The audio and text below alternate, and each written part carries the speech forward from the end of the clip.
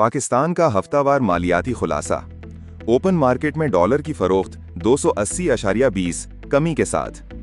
Interbank dollar rates 27 मार्च की closing कमी के साथ 279.17, 26 मार्च की क्लोजिंग कमी के साथ 279.20।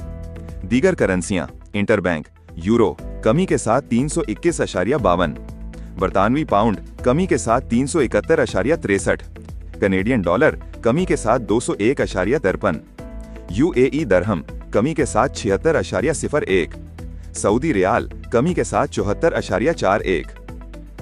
स्टॉक मार्केट और कमोडिटीज। KSE 100 PSX क्लोजिंग 15,107.51 कमी के साथ मनफी 1200.45 पॉइंट्स। सोने की कीमत कमी के साथ $4,423 फी आउंस। क्रूड ऑयल WTI इजाफा के साथ $96.53 फी बैरल। बमुताबिक 19 मार्च 2026 तक पाकिस्तान के माए ज़र मुबादला के ज़खायर 21.74 अरब अमेरिकी डॉलर।